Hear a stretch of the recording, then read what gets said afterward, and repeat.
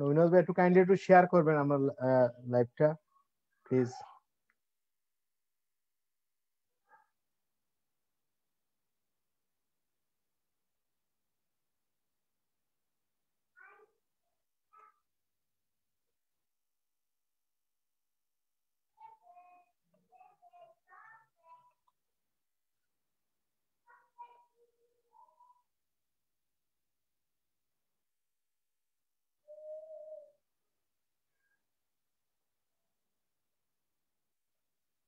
সবাইকে স্বাগত জানাচ্ছি প্রবাস দর্পণ নিয়মিত সংলাপে। আপনারা জানেন সারা বিশ্বে কোভিড-19 মহামারীতে প্রায় 25 লক্ষের উপরে মানুষ মারা গেছেন। আমাদের ইউকের অবস্থা দীর্ঘদিন পর উন্নতির পথে। ব্রিটেনে কোভিডের ভ্যাকসিনের প্রায় 26% মানুষকে দেওয়া হয়েছে। এতে প্রায় 90% মানুষের সংক্রমণ সংখ্যা অনেকটা কমে গেছে বলে অভিজ্ঞতা মনে করছেন। চিকিৎসকরা বলছেন ভ্যাকসিনের ফলে মানুষের মধ্যে অ্যান্টিবডি গড়ে উঠেছে। বাংলাদেশে কোভিডে আক্রান্ত মৃত্যুর সংখ্যা অনেকটা নিচে নেমে এসেছে। কোভিডের কারণে বেকার সমস্যা বেড়ে চলছে। বাংলাদেশের পাটকল চিনিকল বন্দর প্রক্রিয়া চলছে, এই কারণে অনেক শ্রমিক বেকার হয়ে পড়েছেন। এছাড়াও ডিজিটাল নিরাপত্তা আইনে কারাবন্দী লেখক মুস্তাক আহমেদের মৃত্যুতে কারণে ঢাকা বিশ্ববিদ্যালয়ের সব বিভিন্ন শিক্ষা প্রতিষ্ঠানে আন্দোলন করছে বামপন্থী ছাত্র সংগঠনগুলো। এর জন্য আমরা প্রবাসীরা গভীর উৎকণ্ঠায় আছি। কি হচ্ছে বাংলাদেশে তা জানতে আজকের এই সংলাপ। আজকের বিষয় সমসাময়িক বাংলাদেশ। আজকে আমাদের অতিথি প্যানেলে আছেন মাননীয় সংসদ সদস্য সাবেক ছাত্রনেতা ওয়ার্কার্স পার্টির কেন্দ্রীয় কমিটির সাধারণ সম্পাদক অ্যাডভোকেট ফজলুল হোসেন পাশা এমপি, তিনি কিছুক্ষণ মধ্যে সংযুক্ত হবেন। আমাদের সাথে আছেন সাবেক ছাত্রনেতা বিএনপি চেয়ারপারসনের উপদেষ্টা জনাব হাবিবুর রহমান হাবিব। আমাদের সাথে আছেন সাবেক ছাত্রনেতা সাবেক সাংসদ যুবলীগের প্রেসিডেন্ট সদস্য অধ্যক্ষ নবী নওয়াজ। আমাদের সাথে আছেন সাবেক ছাত্র ইউনিয়নের সভাপতি সিপিবি সাধারণ সম্পাদক কাজী সাজ্জাদ চন্দন। আমাদের সাথে আছেন প্রবাস দরুন চট্টগ্রাম পৌরসভার শাহরি হাসান। আমি শুরুতেই একটু জানতে চাবো আমাদের শাহরি হাসানের কাছে কোভিডের আজকের আপডেট একটু জানবো। জি, আপনাকে অশেষ ধন্যবাদ। আজকের প্যানেলে যারা সম্মানিত আলোচক আছেন এবং অনুষ্ঠানটি দেশ ও দেশের বাইরে থেকে যারা দেখছেন এবং শুনছেন, প্রত্যেককে সান্ধ্যকালীন শুভেচ্ছা জানাচ্ছি। আপনারা জানেন বরাবরই যেটি বলে থাকি, সরকারের স্বাস্থ্য অধিদপ্তর কিংবা সিভিল সার্জন কার্যালয় থেকে গণমাধ্যমে প্রেস বিজ্ঞপ্তি দিয়ে কোভিড-19 সর্বশেষ যে তথ্যটি আমাদেরকে জানানো হয় সেটি দিন শেষে আপনাদের সামনে আমরা উপস্থাপন করে থাকি। এখানে 24 ঘন্টা বলতে আমরা আজ সকাল 8টার পূর্ববর্তী 24 ঘন্টাকেই বুঝতে চেষ্টা করব। সেই প্রেক্ষাপটে বলতে পারি বাংলাদেশে 214টি পরীক্ষাগারে কোভিড-19 নমুনা পরীক্ষা করা হয়েছে গত 24 ঘন্টায় 12,348টি। এতে কোভিড-19 শনাক্ত হয়েছে 407 জনের শরীরে। গেল 24 ঘন্টায় কোভিড-19 আক্রান্ত হয়ে মৃত্যুবরণ করেছেন 5 জন এবং সুস্থ হয়েছেন গত 24 ঘন্টায় 609 জন। গেল 24 ঘন্টায় আইসোলেশনে নেওয়া হয়েছে 46 জনকে এবং আইসোলেশন থেকে ছাড় দেওয়া হয়েছে 18 জনকে। এটি ছিল গত 24 ঘন্টার কোভিড-19 চিত্র। সামগ্রিকভাবে বাংলাদেশে এই পর্যন্ত কোভিড-19 মোট নমুনা পরীক্ষা করা হয়েছে 40,30,616 জনের। এতে কোভিড-19 আক্রান্তের সংখ্যা 5,45,831 জন। কোভিড-19 আক্রান্ত হয়ে এ পর্যন্ত দুঃখজনকভাবে মৃত্যুবরণকারীর সংখ্যা 8,400। কোভিড-19 আক্রান্ত হয়ে ঘরে হাসপাতালে বিভিন্নভাবে চিকিৎসা সেবা নিয়ে এ পর্যন্ত কোভিড-19 থেকে নিষ্কৃতি পেয়েছেন 4,96,107 জন। এই মুহূর্তে আইসোলেশনে আছেন 9,754 জন এবং আইসোলেশন থেকে এই পর্যন্ত মোট ছাড় দেওয়া হয়েছে 90,711 জনকে। এটি ছিল কোভিড-19 বাংলাদেশের সর্বশেষ চিত্র। ধন্যবাদ আপনাদের সবাইকে। শাহরি ভাই, আমরা একটু জানতে চাই, আমরা দেখেছি যে কোভিডের ফলে বাংলাদেশে বেকার সমস্যা বেড়ে গেছে, এই ব্যাপারে যে একটু বলেন প্লিজ। জি, ধন্যবাদ আবারও আপনাকে।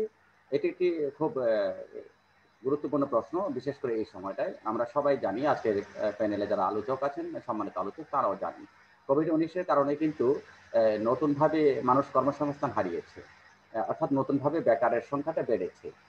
স্বাভাবিকভাবে আপনারা জানেন যে বাংলাদেশে বেকারত্বের একটা চাপ রয়েই গেছে। তার সাথে যুক্ত হয়েছে এই মহামারীর কারণে বিভিন্ন মানুষ তাদের পেশা থেকে নিজেদেরকে সরিয়ে আনতে বাধ্য হয়েছে পরিবেশগত বা মহামারীর বিভিন্ন কারণে।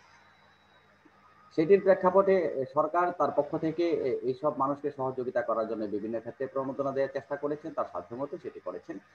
কিন্তু মূলত যে বিষয়টি আমাদের চোখে পড়েছে সেটি হচ্ছে বিশেষ করে শহরাঞ্চলে, বড় বড় শহরগুলো, ঢাকা, চট্টগ্রাম বা এই জাতীয় বড় শহরগুলোতে আপনার যারা ছোট ছোট ব্যবসা বাণিজ্য করতেন কিংবা বিভিন্ন জায়গায় বেসরকারি চাকরি করতেন, তারা অনেকে চাকরি হারা হয়েছেন, অনেকে তাদের ব্যবসা গুটিয়ে নিতে বাধ্য হয়েছে, যার কারণে তাদেরকে শহর ছেড়ে তাদের গ্রামে কিংবা মফস্বলে তাদের বাড়ি ঘরে চলে যেতে হয়েছে।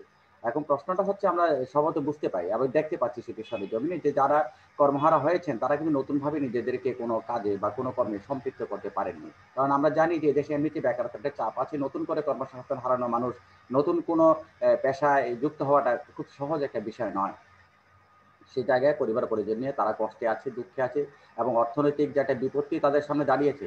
হ্যাঁ, আমরা আমরা আমরা আমাদের রাজনীতিক আমাদের সম্মানিত রাজনীতিকরা কিংবা আমাদের বিশেষ আলোচকরা অনেক সময় এটা বলেন যে দেশ উন্নয়নের দিকে আছে, দেশের অর্থনৈতিক অবস্থা ভালো, সেসবগুলো মানলাম, ঠিকই আছে। কিন্তু বাস্তবতার নিরিখে যে মানুষগুলো কর্মসংস্থান হারিয়ে এখন আপনার একেবারে দিনাতিপাত করছে, নিঃস্বতা, এক ধরনের নিঃস্ব হয়ে, যাদের চাল কেনার টাকা নেই, যাদের চিকিৎসা করানোর টাকা নেই, তারা কিন্তু একটা দুর্গতিতে আছে। এটা কিন্তু এমন নয় যে না এটি সংখ্যাটা খুব একটা ধর্তব্য নয়, তা কিন্তু নয়। যদি ধর্তব্য নয় মনে করি আমি, একটা মানুষও যদি আপনার অনাহারে থাকে কিংবা চিকিৎসা থেকে বঞ্চিত হয়ে থাকে অর্থনৈতিক কারণে গিয়ে, সেটিও কিন্তু রাষ্ট্র বা সরকার কিংবা সমাজের দায়।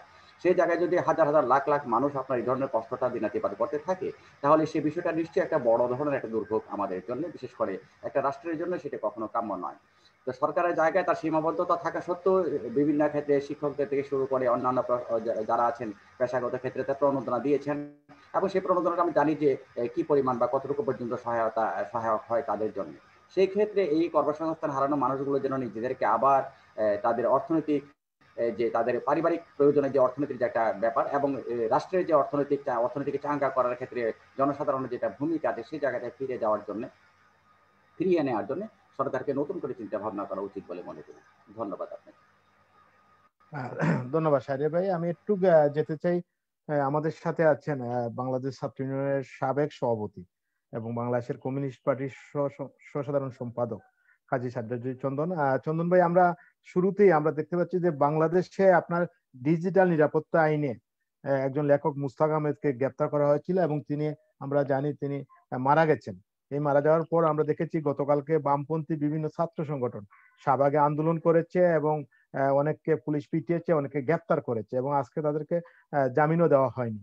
এই ব্যাপারে আজকে আমরা যদি বামপন্থ, আপনারা বামপন্থ এই ব্যাপারে আজকে সমাবেশ করেছেন, প্রতিবাদে মিছিল করেছেন, যে এই যে ডিজিটাল আইন নিয়ে আমরা জানি দীর্ঘদিন যাবত আপনারা কাজ করছেন, আপনি কি বলবেন? এই যে ডিজিটাল আইনের কারণে একজন লেখক মারা গেল এবং বামপন্থী ছাত্র সংগঠন আন্দোলন করছে এবং আপনারা এটা সমর্থন দিচ্ছেন, এই ব্যাপারটা নিয়ে আপনাদের বক্তব্য একটু বলেন প্লিজ। একটু আনমিউট করতে হবে প্লিজ, আমরা মিউট করা চন্দন ভাই।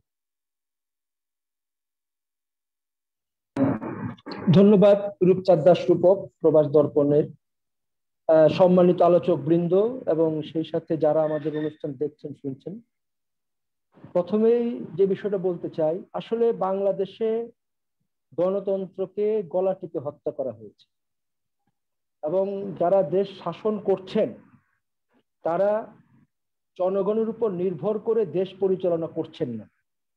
তারা লুটেরা ধনিক শ্রেণী, সামরিক বেসামরিক আমলাতন্ত্র, আইন শৃঙ্খলা রক্ষা করা বাহিনী এবং বাইরের দেশ, নাম উল্লেখ করছি না, তাদের উপরে নির্ভর করে দেশ চালাচ্ছে। বাংলাদেশে লুটপাটের ধারা অব্যাহত আছে, আপনারা জানেন। প্রচুর টাকা বাইরে পাচার হয়ে যাচ্ছে। এখানে ধনী গরিবের বৈষম্য ক্রমান্বয়ে বাড়ছে, কমছে না, ক্রমান্বয়ে বাড়ছে এবং হাজার হাজার কোটি টাকা মেরে দিয়ে কানাডা, মালয়েশিয়া, আমেরিকা বিভিন্ন জায়গায় একটা শ্রেণী তারা তাদের বসত বাড়ি সেটা গড়ে তুলেছে, এটা আমরা জানি। এখন সরকারের এই ধরনের গণতন্ত্রহীনতা পরিবেশ এবং যখন জনগণের উপর নির্ভর না করে দেশ পরিচালনা করতে যায়, তখন স্বাভাবিকভাবে সরকারের চরিত্রটা ফ্যাসিস্ট চরিত্রে সরকার রূপ ধারণ করে এবং জনগণের কণ্ঠরোধ করার জন্য নানা ধরনের চেষ্টা করে। সভা সমাবেশের উপর নিষেধাজ্ঞা দেয়, সরকারের বিরুদ্ধে সমালোচনা করলে তাকে তুলে নিয়ে যাওয়া হয়। এই ধরনের পরিস্থিতিতে একটা সরকার স্বাভাবিকভাবেই আপনার এই ধরনের নিবর্তনমূলক আইন তারা সেটা করে এবং এটা স্বাভাবিক, অস্বাভাবিক কিছু না। আমরা জানি যে 1974 সালে বিশেষ ক্ষমতায়ন করা হয়েছিল। বিভিন্ন সময় যারা রাষ্ট্র ক্ষমতায় ছিলেন বা যারা বিরোধী দলে ছিলেন সবাই বলেছেন বিশেষ ক্ষমতায়ন বাতিল করতে হবে, বাতিল করতে হবে। বিরোধী দলে থাকলে সবাই সত্যি বাতিল করার চেষ্টা করেন, আবার সরকারে গেলে এটা বাতিল করেন না। তেমনই একটি কালা কানুন বলবো আমরা, সেটা হলো আজকে ডিজিটাল নিরাপত্তা আইনের যে বিষয়টা আসছে। বাংলাদেশে একজন মানুষ সে তার বক্তব্য দিয়েছে বা একটা কার্টুন এঁকেছে, তার কথা সে বলেছে, আহামরি, এই যে লেখক মোশতাক, উনি কিন্তু আহামরি কিছু বলেননি এরকম যে উনি রাষ্ট্রদ্রোহী, রাষ্ট্রের বিরুদ্ধে অবস্থান নিয়েছেন, উনি দেশের বিরুদ্ধে অবস্থান নিয়েছেন, এগুলো কিন্তু তিনি করেননি। তার একটা বক্তব্য তিনি দিয়েছেন, শেয়ার করেছেন, এবং সেই বক্তব্যের পরিপ্রেক্ষিতে তাকে গ্রেপ্তার করা হয়েছে। 6 বার উনি জামিনের জন্য আবেদন করেছেন, তাকে জামিন দেওয়া হয়নি। আইনগতভাবে এবং আদালতে এবং সব মিলে একজন লোকের জামিন পাওয়ার কিন্তু অধিকার আছে। আমরা দেখেছি বাংলাদেশে খুনের আসামি তারাও জামিন পেয়ে যাচ্ছে। আমরা দেখেছি আপনার একটা ব্যাংকের এমডি কে হত্যা করার হুমকি দিয়েছে যারা, তারা বিদেশে পালিয়ে গেছে, আবার দেশে ফিরেছে, তাদেরকেও আধা ঘন্টা, 1 ঘন্টা, 2 ঘন্টার মধ্যে জামিন দেওয়া হয়েছে। খুনিরা জামিন পাচ্ছে, লুটেরারা জামিন পাচ্ছে, যারা আমার আপনার সম্পদ লুটতো তারা জামিন পাচ্ছে। অথচ আজকে লেখক বা কলামিস্ট বা কার্টুনিস্ট যারা আছে আজকে তাদের জামিন হয় না আমাদের এই বাংলাদেশে, এবং তাদের উপর অত্যাচার হয়েছে, শারীরিক এবং মানসিক অত্যাচার হয়েছে, যার ফলে আজকে জেলখানায় লেখক মোশতাক আহমেদকে জীবন দিতে হয়েছে। আমরা বামপন্থীরা মনে করি এইভাবে কণ্ঠরোধ করে বেশি দিন চলা যায় না। আমরা ইয়াহিয়া খান, আইয়ুব খান, এরশাদ সবই আমরা দেখেছি, এখানে যারা উপস্থিত আছেন সবাই কম বেশি স্বৈরাচার বিরোধী আন্দোলনের নেতা। আমার শ্রদ্ধেয় নেতা বাদশা ভাই আছেন, হাবিব ভাই আছেন, তারা কিন্তু সবাই আমাদের নেতা ছিলেন ওই সময়। এখন বিষয়টা হলো যে বাংলাদেশে যারা দেশটাকে শাসন করছে তারা আসলে জনগণকে ভয় পায়।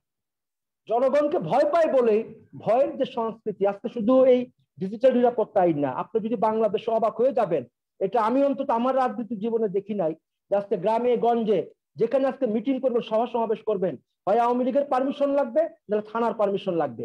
অজ পাড়াগায় কর্মসূচি পালন করলে আজকে পারমিশনের বিষয় চলে আসছে। অথচ অনেক বিষয় হচ্ছে কোনো পারমিশন প্রয়োজন হচ্ছে না।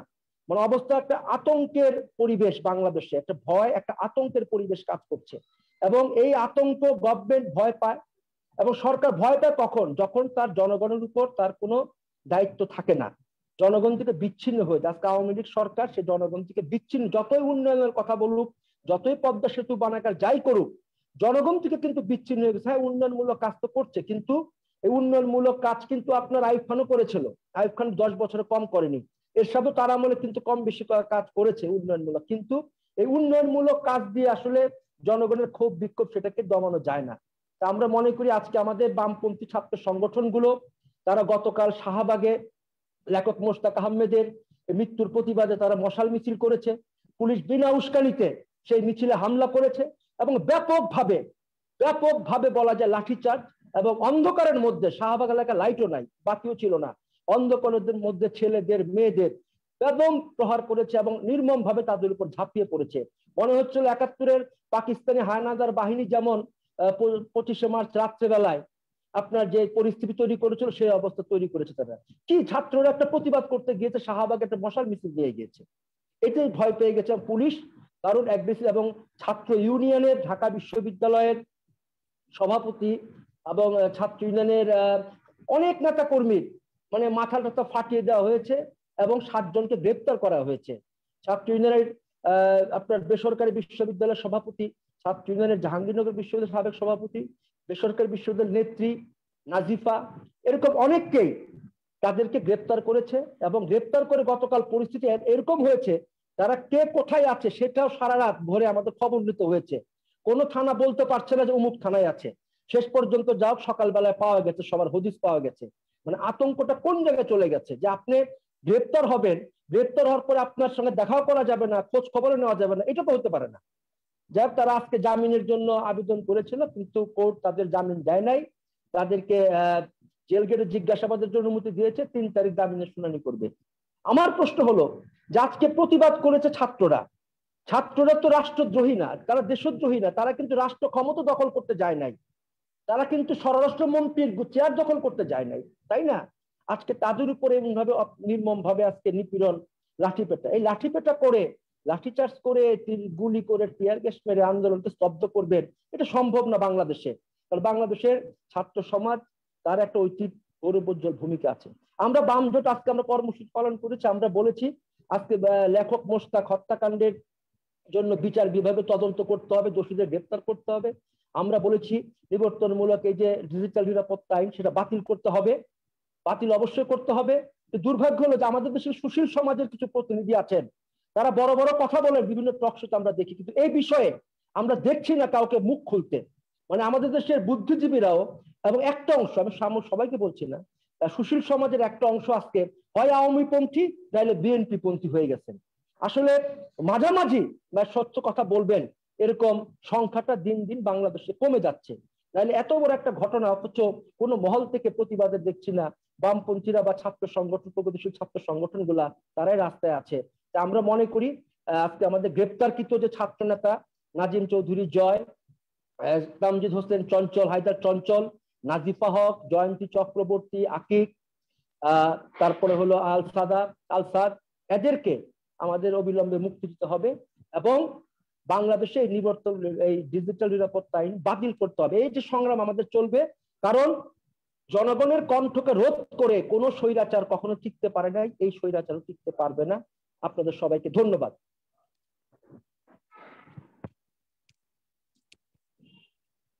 ধন্যবাদ।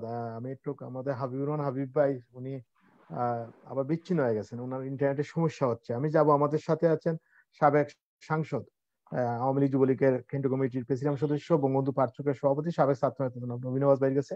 নবীন নওয়াজ ভাই যে বক্তব্যগুলো রাখলেন, আমাদের কমিউনিস্ট পার্টির সাধারণ সম্পাদক সাজ্জাদ চন্দন ভাই, কি বলবেন আপনি যে এই যে আপনার যে আইনটা, বিশেষ করে ডিজিটাল আইন যেটা করা হয়েছে, এটা নিয়ে তো অনেক প্রতিবাদ বিশেষ করে বিভিন্ন সংগঠন করা হচ্ছে, তো আপনার বক্তব্য কি, বা আপনাদের সরকার কি চিন্তা ভাবনা করছে? যেটা বললেন উনি যে বাংলাদেশে গণতন্ত্র নেই, কি বলবেন আপনি? একটু আনমিট করতে হবে নবীন ভাই।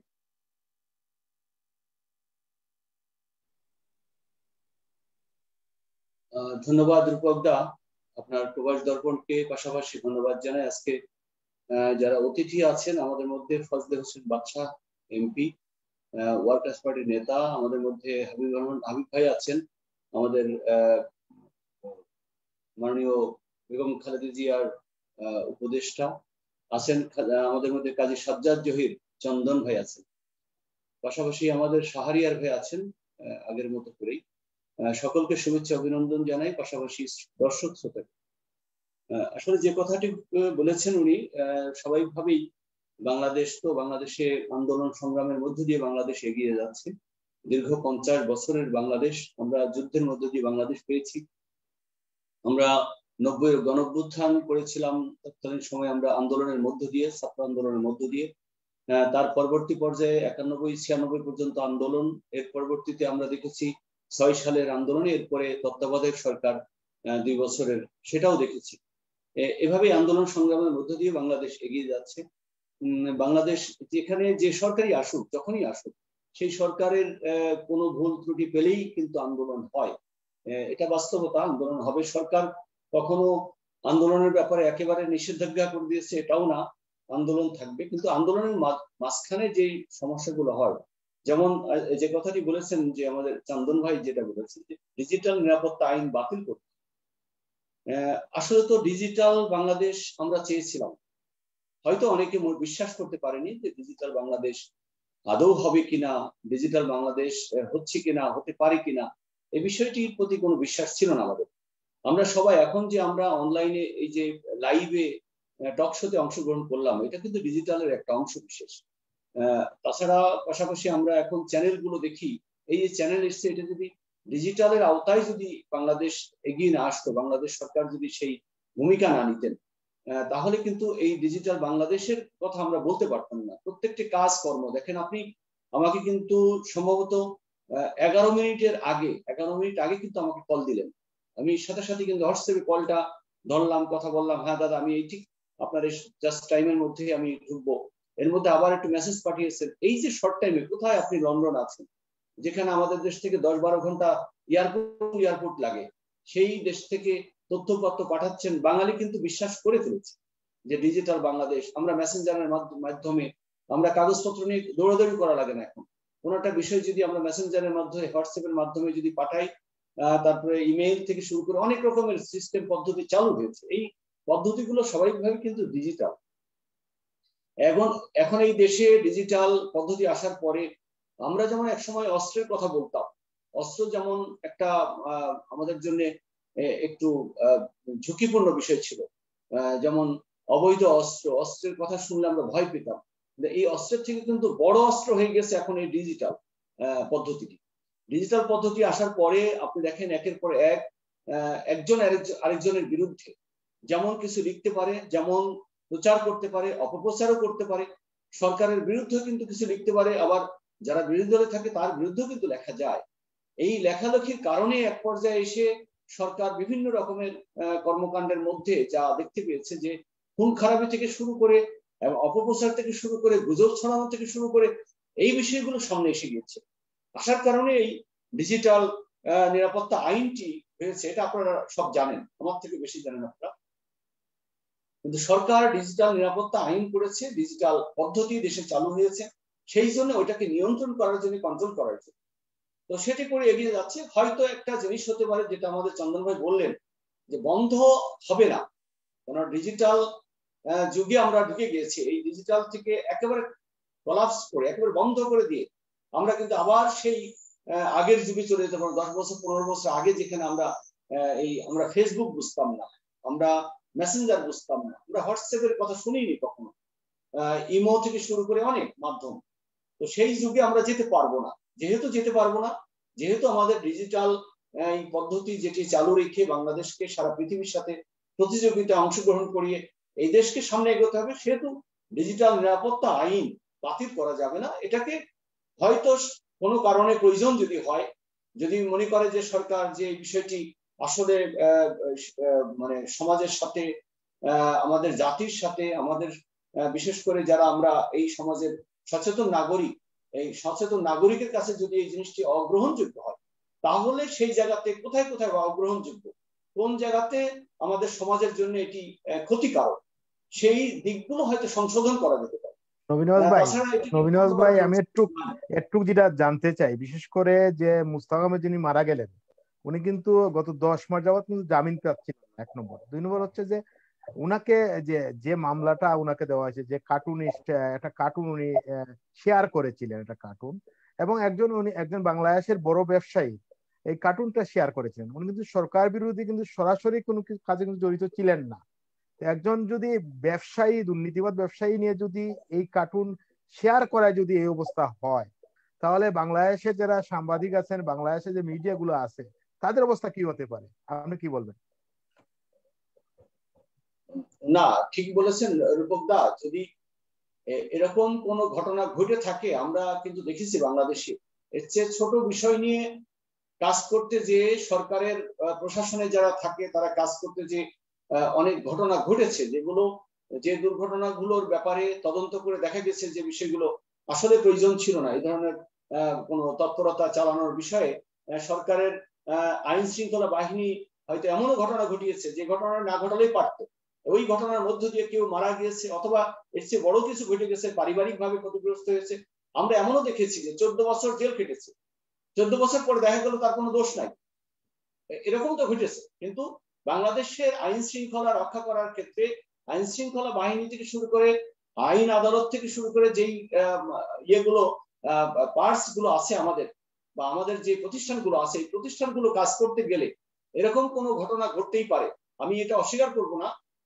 বাংলাদেশের 50 বছরের অনেক রকমের ঘটনা আছে। এটি যদি ঘটেও থাকে, সেই বিষয়টির ব্যাপারে তদন্ত করে সরকারের যে মাধ্যম আছে বা যে প্রতিষ্ঠান আছে তারা অবশ্যই সামনে এগোবে। তার অর্থ এই নয় যে ওই একটা ঘটনার কারণে এদেশের গণতন্ত্র একেবারে নষ্ট হয়ে যাচ্ছে, বা সরকার একেবারে অগণতান্ত্রিক হয়ে গেছে, সরকার একেবারে জুলুমবাজ বা স্বৈরাচার হয়ে গেছে। আমি মনে হয় এই কথাটি বলতে পারি না, কারণ বাংলাদেশটি আজকে 50 বছর পরে এসেও কিন্তু অর্থনৈতিকভাবে যে জায়গাতে দাঁড়িয়েছে, বিভিন্ন রকমের ভুল ভ্রান্তি সংশোধনী থেকে শুরু করে কর্মকাণ্ডের মধ্য দিয়ে গিয়েছে। এই দেশটি একেবারে আজকে দেখেন অর্থনৈতিকভাবে যেমন স্বয়ংসম্পূর্ণ হয়েছে, তেমন সামাজিকভাবে আমরা কিন্তু প্রতিষ্ঠিত, সারা পৃথিবীর কাছে আমাদের সুনাম কিন্তু আমরা অর্জন করতে পেরেছি। আজকে দেখেন বাংলাদেশের উন্নয়নের জন্য যে মেগা প্রজেক্ট গুলো চালু হয়েছে, আমরা এগুলো স্বাদ ভোগ করে চলেছি। পদ্মা সেতুর মতো যে সেতুটি, আমরা কিন্তু গত 3-4 বছর আগেও ভাবিনি যে পদ্মা সেতু এত দূর এগিয়ে যাবে। আমরা আগামী বছর হয়তো পদ্মা সেতুর উপর দিয়ে আমরা চলতে পারবো। আমরা বাংলাদেশের যে বিভাগগুলো আমাদের, বিশেষ করে খুলনা বরিশাল বিভাগ থেকে শুরু করে প্রায় 50% জেলা আমাদের কিন্তু এই পদ্মা সেতুর স্বাদ ভোগ করবে। ঠিক তেমনি ভাবে আমরা মেট্রো রেলের কথা বলি। দেখেন ঢাকা শহরে আমরা আছি, আমরা অনেক কষ্ট সহ্য করেও কিন্তু রাস্তায় চলছি, যানজট বেঁধে যায়। কেন বেঁধে যাচ্ছে? নমিনাজ ভাই, বাংলাদেশে আমরা বলবো কি উন্নয়ন অনেক হচ্ছে, ঠিক আছে, কিন্তু একটা বিষয় আপনাকে যেটা আমরা উন্নয়নের পাশাপাশি যেটা আইনের শাসন, যেটা এটা কিন্তু আপনার একটা উদাহরণ আমি কে দিচ্ছি। আপনারা জানেন যে এই কোভিড এর সময় আপনার একজন ব্যবসায়ী কিন্তু পালিয়ে সিঙ্গাপুর চলে গেছিলেন। তারপর উনি এসে কিন্তু যেদিন আসছেন ওই দিনই জামিন পেয়ে গেছিলেন। কিন্তু এই মুস্তাক আহমেদের মতো বা আমরা দেখি বিশেষ কৃষকরা যারা দেখা যায় যে মানে অল্প টাকা হয়তো ঋণ নিছে ব্যাংকে, ঋণটা দিতে পারতেছে না, তাদের জেল কাটতে হয়।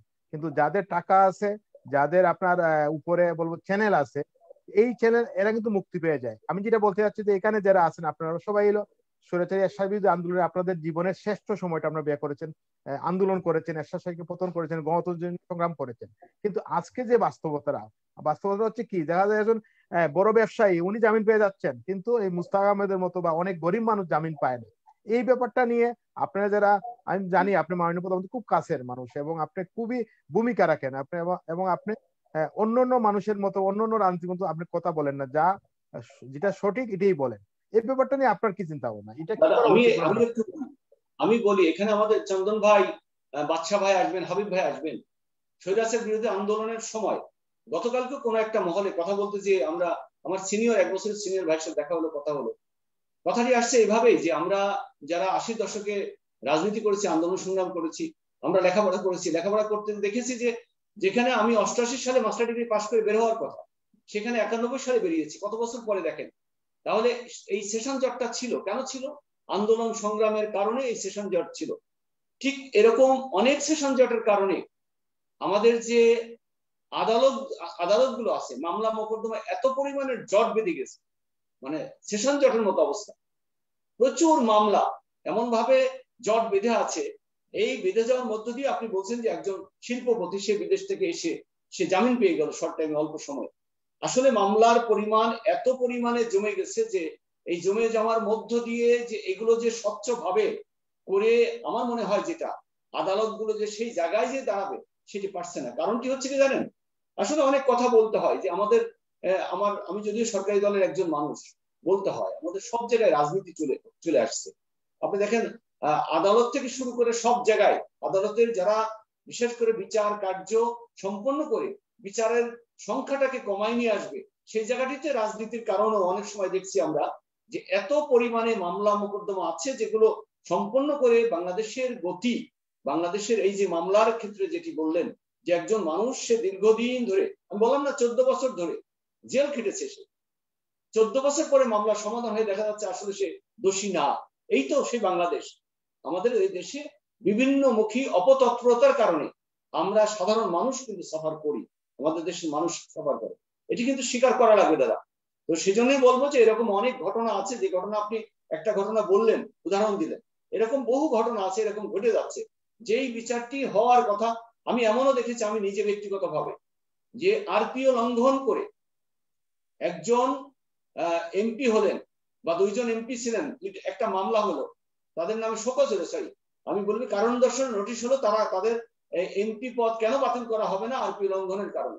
সেই কারণ দর্শন নোটিশের পরে দেখা গেল আপনার কোর্টে একটি রিট হলো, সেই রিট দিয়ে 5 বছর পার করে দিয়েছে এই বাংলাদেশে। এবং আমি যে আপনার কাছে আবার আসবো, আমি আসলে আবিব ভাই ইন্টারনেটের কারণে, আবিব ভাই আমার টেলিফোনে কথা বলবেন, আবিব ভাই আমার সাথে সংযুক্ত আছেন। আবিব ভাই কি শুনতে পাচ্ছেন? হ্যালো, হাবিব ভাই কি শুনতে পাচ্ছেন আপনি? হ্যালো, আজকে ইন্টারনেটে অনেক সমস্যা হচ্ছে বাংলাদেশে। আমাদের আজকে বাদশা ভাই সংযুক্ত হতে পারছেন, আমাকে মেসেজ দিচ্ছেন, আসলে অনেক সমস্যা হচ্ছে। হাবিব ভাই আপনি শুনতে পাচ্ছেন? হাবিব ভাই কি শুনতে পাচ্ছেন? জি, একটু নবীন ভাই আপনার বক্তব্যটা শেষ করেন, আমি আবিব ভাইকে আবার সংযুক্ত করতে চেষ্টা করতেছি। জি জি, আমি যে কথাটি বলছিলাম আর কি, যে আসলে আমরা এই দেশটিকে সামনে এগোনোর ক্ষেত্রে আমাদের কিন্তু অনেক রকমের, যে সরকারি আসুক না কেন, আপনি দেখেন যে আওয়ামী লীগ 12 বছর ক্ষমতায়, তার আগে 2 বছরের তত্ত্বাবধায়ক সরকার ছিল, এর আগে বিএনপি সরকার ছিল। আমাদের দেশে কিন্তু যুদ্ধ অপরাধীদের বিচার, বঙ্গবন্ধুর হত্যার বিচার, আপনি আদালতগুলোতে এই বঙ্গবন্ধু হত্যার বিচার, যুদ্ধাপরাধীদের হত্যার বিচার, জঙ্গিদের যে কর্মকাণ্ড শুরু হয়েছিল বাংলাদেশে, এগুলো কেন, বিভিন্ন রকমের অপতৎপরতা কেন বাংলাদেশে, এর কারণটি কিন্তু আমার চন্দন ভাই স্বীকার করবেন যে বাংলাদেশের আমরা 71 সালে যুদ্ধ করার পরেও 71 পরবর্তী 75 সালে যে ঘটনা ঘটেছিল, 75 পরবর্তীতে যারা ক্ষমতায় ছিল কিছুদিন, এমনকি আমরা যেটা জানি যে যুদ্ধ অপরাধীরাই কিন্তু ক্ষমতায় থাকার চেষ্টা করেছে, ক্ষমতাকে সেই আগের মতো করে পাকিস্তান বানানোর জন্য চেষ্টা করেছে। আমরা দেখেছি ফারুক রশিদের অপতৎপরতায় বাংলাদেশের রাজনীতি করে তারা কিন্তু সংসদেও গিয়েছে। তাহলে এই ধরনের কর্মকাণ্ডগুলো কিন্তু আমাদের দেশকে পিছনে ফেলে দিচ্ছে কেন? যে যদি স্বাধীনতার পক্ষের শক্তি বলি আওয়ামী লীগকে, সেই আওয়ামী লীগ দেশ চালাতে যেও বিভিন্নমুখী অপতৎপরতার সম্মুখীন হচ্ছে। যেমন যেটি বললাম যে ডিজিটাল আইন যেটি আপনারা বলছেন, নবীন ভাই আমার আসবো, আমি আবিব ভাইকে সংযুক্ত করেছি। আবিব ভাই, আমরা আজকে এই যে আপনার ডিজিটাল আইনের কারণে যে মুস্তাক আহমেদ মারা গেলেন এই বিষয়ে কথা বলছি। আমাদের সাথে আছেন নবীন ভাই, আওয়ামী লীগের যুবলীগের কেন্দ্রীয় প্রেসিডেন্ট সদস্য আছেন, ছাত্র ইউনিয়নের সাবেক সভাপতি, কমিউনিস্ট পার্টির কেন্দ্রীয় কমিটির সদস্য সম্পাদক চন্দন ভাই আছেন। আপনাকে একটু জানতে চাই, এই যে মুস্তাক আহমেদ মারা গেলেন এবং ঢাকা বিশ্ববিদ্যালয় সহ বামপন্থী ছাত্র সংগঠন সহ বিভিন্ন সংগঠন আন্দোলন করছে, এ ব্যাপারে আপনার বক্তব্য কি? এই যে ডিজিটাল আইনের কারণে মুস্তাক আহমেদ মারা গেলেন, একটু যদি বলেন প্লিজ। আপনাকে ধন্যবাদ। আপনার মাধ্যমে দেখছেন তাদেরকে সালাম শুভেচ্ছা। আর আমি দুঃখিত যে আমি ভিডিওতে কথা বলতে পারলাম না, আমি গাড়ির মধ্যে এখন খুলনা থেকে আসছি। আমার খুব পরিষ্কার বক্তব্য যে এই যে নিরাপত্তা আইনের কারণে আজকে সাংবাদিক লেখক মুস্তাক আহমেদকে যে মেরে ফেলা হলো জেলখানার ভিতরে, এই আইন অবশ্যই পরিবর্তন করতে হবে। এবং ঢাকা বিশ্ববিদ্যালয় কালকে ছেলেরা রাত্রে মশাল মিছিল করেছে এবং একটি পর্যায়ে দেখলাম লাইট অফ করে দিয়ে পুলিশ বিধক তাদের পিটালো এবং টিয়ারশেল নিক্ষেপ করলো। আমার কাছে মনে হচ্ছিল 90 সালে আমরা যখন শেষ দিকে চলেছে বিরোধী আন্দোলনে সারা রাত ধরে আমরা মিছিল করতাম অনেক সময়, তো ঠিক সেই জায়গা মানে তখনও বিশ্ববিদ্যালয় বন্ধ করে দিয়েছিল, এখনো বিশ্ববিদ্যালয় বন্ধ, হলটল বন্ধ। এই আইন অবশ্যই পরিবর্তন করতে হবে। এটা আজকে আমাদের দাবি না, এটা সারা বাংলাদেশে মানে এটা সভ্যতা ভব্যতা যারা মানে, এটা মুক্তিযুদ্ধের আমাদের যে চেতনা তার পরিপন্থী। অতএব এই মুস্তাক আহমেদ যে মারা গেল এই দায় কিন্তু সরকারকে অবশ্যই নিতে হবে।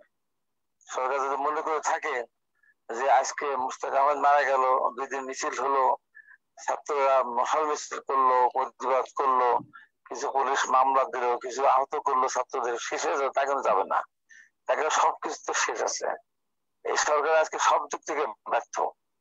আজকে সরকার গণতন্ত্রের কথা বলে, সংবাদপত্রের স্বাধীনতার কথা বলে, মানুষের মতামত প্রকাশের কথা বলে, কিন্তু এখানে কি হলো, কি কারণে তাকে কি কারণে এই যে প্রায় 1 বছর জেলখানায় তাকে থাকতে বাধ্য করা হলো এবং 6 বার জামিন চেয়েছিল, 6 বার তাকে জামিন দেওয়া হয়নি। আজকে মৃত্যুর জন্য দায়ী কি সরকার না? অবশ্যই সরকারকে দায়ী কিন্তু নিতে হবে। আমি মনে করি যে এটা এখন সাধারণ মানুষের দাবি, আর বিশেষ করে যারা মিডিয়াতে যারা কাজ করেন তাদের জন্য এই আইন প্রত্যাহার করা একবারে অবশ্য করণীয় হয়ে দাঁড়িয়েছে। এই জন্য সবাই মিলে আমার মনে হয় রাজপথে নেমে আসবে এবং এই আইন অবশ্যই বাতিল করতে সরকার বাধ্য হবে। এটা আমার খুব পরিষ্কার এবং দৃঢ়তার সাথে বলতে চাই। তাই আমি মুস্তাক আহমেদের ধন্যবাদ সংবেদনা জ্ঞাপন করছি, তীব্র নিন্দা করছি এবং আজকের কালকের বিচার হবেই ইনশাল্লাহ, এই প্রত্যাশা ব্যক্ত করছি। ধন্যবাদ আবিব ভাই, কৃতজ্ঞতা জানাচ্ছি আপনার আমাদের সাথে সংযুক্ত হওয়ার জন্য। ধন্যবাদ জানাচ্ছি, কৃতজ্ঞতা জানাচ্ছি, ধন্যবাদ আপনাকে। আমি আসলে আমাদের আজকে কিন্তু বাংলাদেশে ইন্টারনেটে অনেক সমস্যা হচ্ছে, আমাদের মাননীয় সংসদ বাদশা ভাইও সংযুক্ত হতে পারছেন না, আবিব ভাইও সংযুক্ত মানে হয়েছিলেন কিন্তু ওনার বয়সটা আসছিল না। তো যার ফলে আমরা আজকে এই টেলিফোনে ওনার বক্তব্য নিতে হলো। আমি একটু যাবো, আমাদের সাথে আছেন প্রবাস চট্টগ্রাম পূর্ব শাহরিয়ার হাসান। শাহরিয়ার ভাই, আপনি, আমরা আজকে যে বিষয় নিয়ে কথা বলছি, একটু যদি আপনার, অনেক দর্শক অনেক মন্তব্য করেছেন, এবং আপনার মতামত প্লিজ। জি, আপনাকে ধন্যবাদ জানাই। আমি খুব মনোযোগ দিয়ে শুনেছি আজকের আলোচকদের বক্তব্য।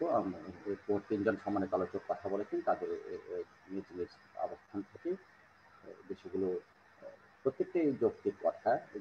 যারা যেভাবে বলেছেন আমি মনে করি প্রতিটা কথাই যৌক্তিক। আমি খুব মনোযোগ দিয়ে শুনেছি কাজী সাজ্জাদ জহির চন্দন, যিনি সহ সাধারণ সম্পাদক সিপিবি কেন্দ্রীয় কমিটি। তিনি তার বক্তব্যে আমি যে খেয়াল করলাম, তিনি ডিজিটাল নিরাপত্তা আইনটি নিয়ে কথা বলেছেন ধনী দরিদ্রের যে একটা বৈষম্য তৈরি হচ্ছে, অর্থাৎ ধনী বাড়ছে, দরিদ্র আপনার দরিদ্র থেকে যাচ্ছে, সে বিষয়গুলো আরো দরিদ্র হচ্ছে। জনগণের কণ্ঠরোধ করার যে একটা প্রচেষ্টা সরকার দ্বারা হয় বলে তিনি ব্যক্তিগত অভিমত জানিয়েছেন। নিবর্তনমূলক আইন, সেটা ডিজিটাল নিরাপত্তা নিয়ে আওতায় পড়ে, এবং জামিন সংক্রান্ত একটা বিষয় নিয়ে তিনি কথা বলেছেন।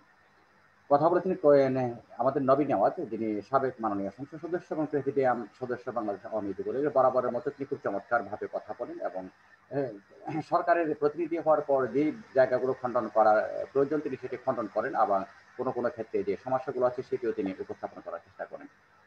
তো তেমন বেশি কিছু বলার নেই এখানে, বলার নেই এই জন্যই যে যারা সামরিক আলোচক আছেন তারা কিন্তু সবকিছুই বোঝেন, জানেন। যিনি যার যুক্তি যেভাবে খণ্ডন করুন না কেন, কোন জায়গাটায় সত্যটা লুকিয়ে আছে, কোন জায়গাটায় অসত্যটা আছে, কোন জায়গাটায় আপনার সরকারের দোষ আছে, কোথায় সরকারের গুণ আছে, সবটাই তারা বুঝেন। সরকারের দলে যারা আছেন তিনি সেই বিষয়গুলো বুঝেন, এবং সরকারের বাইরে যারা আছেন বিরোধী দলে তারাও বিষয়টা বুঝেন। নতুন করে বোঝানোর কিছু নেই।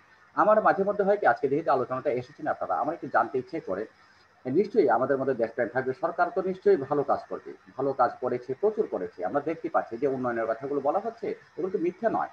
উন্নয়নগুলো হয়েছে, এগুলো মিথ্যা নয়। এই যে সড়কে আপনার বিশাল পরিবর্তন এসছে, মহাসড়কে আপনার পদ্মা সেতুর কথা সরকার বারবারই বলছে, সেটা বলতে হচ্ছে না। পদ্মা সেতুর মতো একটা বড় সেতু আমাদের দেশে হয়েছে। আপনার শহরগুলোতে আপনার বড় বড় ধরনের আপনার উন্নয়ন ঘটেছে। কর্ণফুলীতে এটা নদীতে ক্যানেল হচ্ছে, এগুলো তো বিশাল ব্যাপার। এরকম প্রচুর আপনার বহু উপগ্রহ কেন্দ্রে বঙ্গবন্ধু স্যাটেলাইট পাঠানো হয়েছে আপনার ইয়েতে, আকাশে। এগুলো তো আমাদের অর্জন, নিশ্চয়ই এগুলো অর্জন। কিন্তু প্রশ্নটা হচ্ছে যে অর্জনটা কার জন্য? মানুষের জন্য, এদেশের জনসাধারণের জন্য। জনসাধারণ যদি অর্জনটা ভোগ করতে না পারে, এই অর্জনটাকে যদি নিতে না পারে, নেয়ার মতো আপনার সুযোগ যদি তার না থাকে, তাহলে আমার সেই অর্জনটা দিয়ে আমার লাভ থাকতে হবে।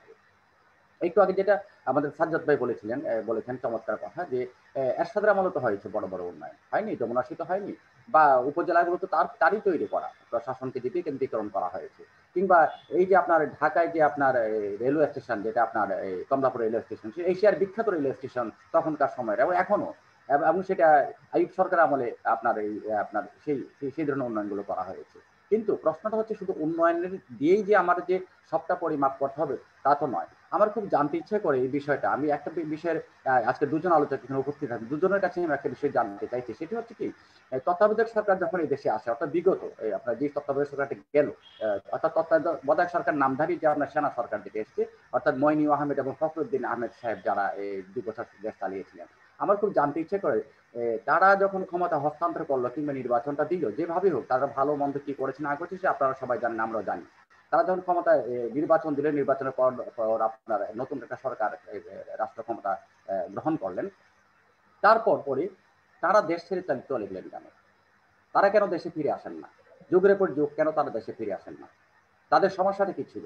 কিংবা সরকার তাদের বিষয়ে কোনো চিন্তা ভাবনা করেছে কিনা যে এই নাগরিকগুলো দেশ চালিয়েছে, তারা আজকে দেশের বাইরে কেন? অর্থাৎ এর অন্তর্নিহিত একটা রহস্য তো নিশ্চয়ই কম বেশি আছে। জনগণ কিন্তু এগুলো নিয়ে খুব কথা বলে, চায়ের দোকানে, ফুটপাতে, রাস্তায়, হাটে ঘাটে, কিন্তু জনগণ তো জনগণ, সে তো কোনো দল করে না, যার জন্য সে কোনো দলের হয়ে কোনো জায়গায় কথা বলতে পারে না। কিন্তু তারা বুঝতে চেষ্টা করে আসলে ঘটে কি, হয় কি, চলে কিভাবে। হ্যাঁ, আমরা খুব জানি যে ওই ওই ওই তত্ত্বাবধায়ক সরকার কিন্তু দেশের প্রচুর ক্ষতি করে গেছে, ভীষণ ভীষণ ক্ষতি করে গেছে। ক্ষতি করে যাওয়ার পর তারা খুব নিরাপদে কিন্তু দেশের বাইরে রয়ে গেছে। আমরা তাদেরকে ধরতে পারি না, বা তাদেরকে ধরার চেষ্টা করি না, কিংবা ধরার জন্য কোনো ধরনের অনুসন্ধান হয়েছে বলে আমার জানা নেই। তো একটা গণতান্ত্রিক দেশে আপনার সবকিছু হবে জনগণের কল্যাণের জন্য। এই যে আপনার যার কথা বলা হলো, যিনি আপনার ওই কারাগারে মারা গেলেন, মুশতাক সাহেব, সেই বিষয়টি অত্যন্ত যৌক্তিক বিষয়। কারণ এই যে আজকে ছাত্ররা বা বামফ্রন্টের যে ইয়েগুলো করলো, আন্দোলনগুলো করলো, আমি কোনো দলের পক্ষ হয়ে বলছি না, তারা তো কখনো বোমাবাজি করে না, তারা তো কখনো দাঙ্গাবাজি করে না, তারা তো কখনো কোথাও অগ্নিসংযোগ করেছে এমন কোনো নজির নেই। অন্যান্য সংগঠনগুলো কখনো কখনো বড় ধরনের বিপর্যয় ঘটায়, তো যারা খুব শান্ত, যারা খুব আপনার নিয়মতান্ত্রিক ভাবে আন্দোলন করে, তাদেরকে হটানোর জন্য এত কি প্রয়োজন পড়ে গেছে যে এই ছেলেগুলোকে বা এই মানুষগুলো হটানোর জন্য খুবই দরকার হয়ে পড়েছে যে গণতন্ত্র রক্ষা করার জন্য তাদেরকে রাজপথ থেকে সরাতে হবে। আমি যদি প্রশ্নটা এভাবে বলি যে গতকাল একজন পুলিশ কর্মকর্তা বলেছেন না, পুলিশ তাদেরকে কোনো আক্রমণ করেনি, তারা যখন পুলিশের উপর আক্রমণ করতে এসেছে তখন পুলিশ তাদেরকে শুধু ধাক্কা দিয়েছে। এই খবরটা যেখানে দেওয়া হয়েছে সেই খবরটার মধ্যে 3টা ছবি আছে, 3টা ছবির মধ্যে পুলিশ বিশাল বিশাল লাঠি নিয়ে পেটাচ্ছে, ওই ছবিগুলো আছে। তাহলে পুলিশ কর্মকর্তা বলেন ধাক্কা দিয়েছে, তা আমি ছবিতে দেখতাম যে লাঠি নিয়ে পেটাচ্ছে। এখন আমি কোনটা বুঝবো? একজন পাঠক হিসেবে, একজন নাগরিক হিসাবে আমি কোনটাকে সত্য মনে করবো? পুলিশ কর্মকর্তা যেটা বলেছে সেটাকে সত্য মনে করবো, নাকি ছবি যে কথাটা বলছে আপনার সংবাদপত্রে সেটাকে বিশ্বাস করবো? সেই জায়গাগুলো আমাদেরকে সরকারকে ভাবতে হবে, আমাদের রাজনৈতিক দিকে ভাবতে হবে। অর্থাৎ সত্যিকার ভাবে মানুষের কল্যাণ যদি করতে হয়, বিরোধী রাজনীতি যারা করেন তারাই দেশের নাগরিক, তারা সরকারি রাজনীতি যারা করেন তারাও দেশের নাগরিক। এই প্রত্যেকটা নাগরিকের জন্য একটা সরকার, সেই সরকারকে প্রত্যেকটা নাগরিকের বিষয়ে ভাবতে হবে। দরিদ্রদের বিষয়ে বেশি ভাবতে হবে, যেটা আসলে ভাবা হয় না। যেভাবে বলা হয় সেভাবে দরিদ্রের জন্য ভাবা হয় না, সেই জায়গাটা আমাদেরকে আরো বেশি চিন্তা ভাবনা করা দরকার বলে মনে করি। ধন্যবাদ সবাই। ধন্যবাদ শারীর ভাই। আমি একটু যাবো, আমাদের সাথে আছেন বাংলাদেশের কমিউনিস্ট পার্টির সহ-সাধারণ সম্পাদক কাজী সাদ্দাত চন্দন ভাই। চন্দন ভাই, আমি আসলে বাদশাহীর কাছে রাখছিলাম প্রোগ্রামে এবং উনি ইন্টারনেট কানেক্ট সংযুক্ত হতে পারেননি। আমরা আজকে দেখেছি যে আপনার পাটকল চিনিকল শহীদ মিনারে একটা সমাবেশ করেছে, বাদশাহীও ছিলেন ওই প্রোগ্রামে, আপনারাও ছিলেন হয়তো। তো একটু জানতে চাই যে এই যে আপনার পাটকল শ্রমিক বা চিনিকল বন্ধ করে দেওয়া হচ্ছে, এই ব্যাপারে আপনারা দীর্ঘদিন ধরে আন্দোলন করছেন, কিন্তু আমার মনে হয় না যে সরকার এই ব্যাপারে কোনো ধরনের কোনো ভূমিকা নিচ্ছে, উদ্যোগ করছে। এই ব্যাপারে কি বলবেন চন্দন ভাই? একটু আনমিট করতে হবে।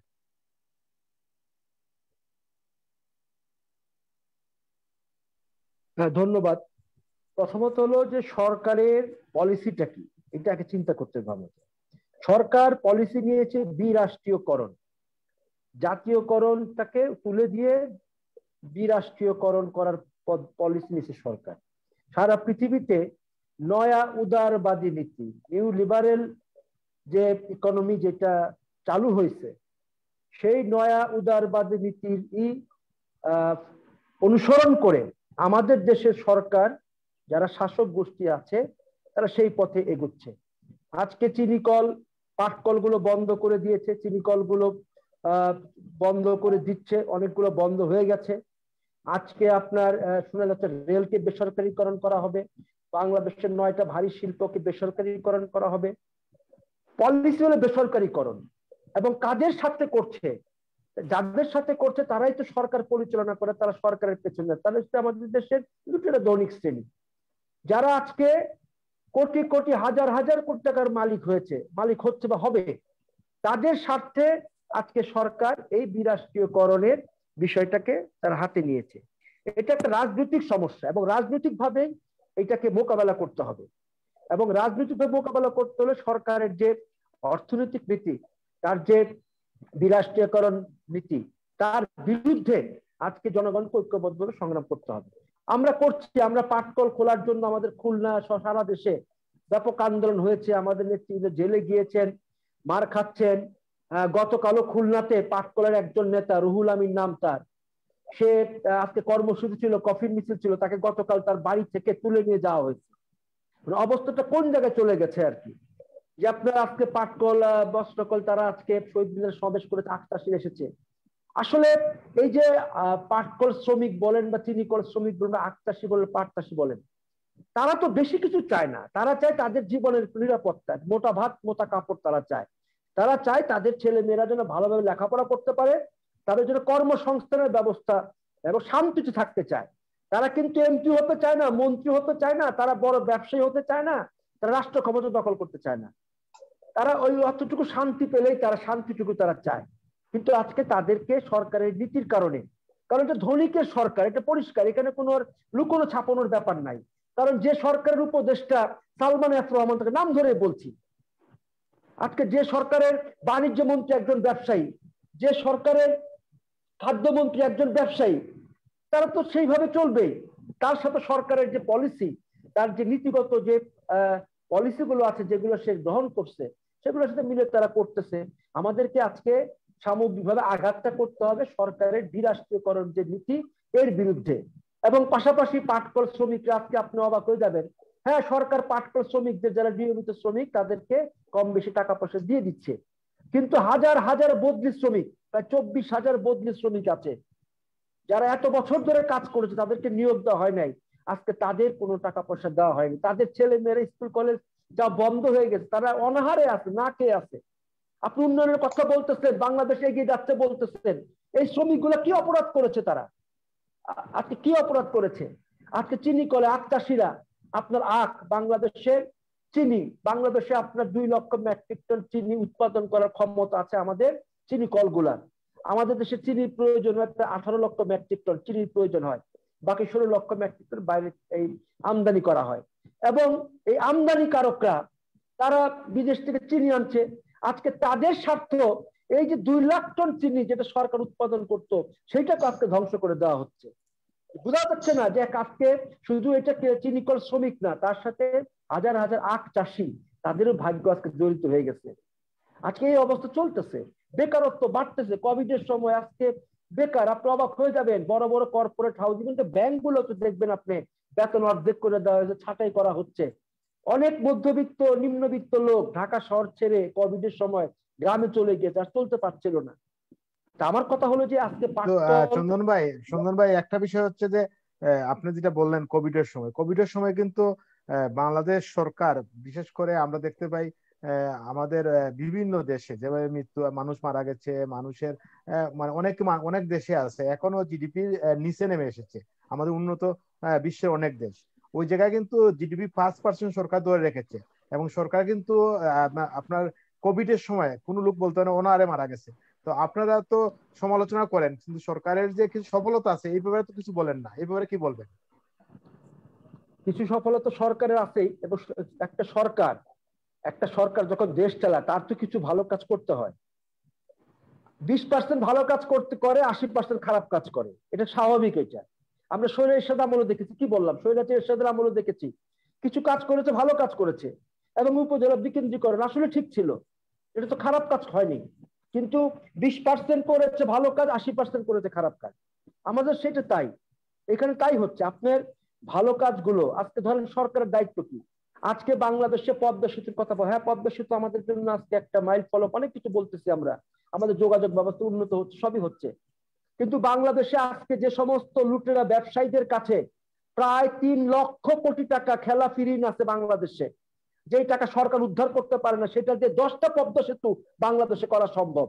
সেটা দিয়ে আমার কৃষকের জন্য সারা বাংলাদেশের ইউনিয়ন পর্যায়ে শস্য ক্রয় কেন্দ্র চালু করতে পারে, যেটা দিয়ে আমার কৃষককে বাঁচানোর জন্য, ফসল উৎপাদনের জন্য নানা ধরনের অনুদান, নানা ধরনের ইন্টেনসিভ যেটা বলি আমরা অনুদান, সেগুলো দিতে পারে। এবং বাংলাদেশে বস্তি আজকে শ্রমজীবী মানুষ কারখানা হতে পারে, চাকরির ব্যবস্থা হতে পারে, কিন্তু সেটা তো করছে না। বাংলাদেশের বাজেট হয় প্রায় 5 লক্ষ কোটি টাকার উপরে, আর খেলাফি ঋণের পরিমাণ এত, এবং এই ব্যবসায়ীরা তো ব্যাংক থেকে ঋণ নিচ্ছে, তারা ঋণ শোধ করছে না, কারণ তারা সরকারের ছত্রছায়ায় আছে। আমি যেটা বলতে চাই, এই যে আজকে অবস্থায় দেশটা চলছে, তাহলে আপনার উন্নয়ন কিছু হইলো 20 ভাগ হইলো, তো 80 ভাগ চলে যাচ্ছে, তাই না? আর উন্নয়ন হচ্ছে কার? আপনার দরিদ্র কি বাংলাদেশের দরিদ্রতা কমেছে? হ্যাঁ, বাংলাদেশে না খেয়ে মানুষ মরে না, এটা ঠিক।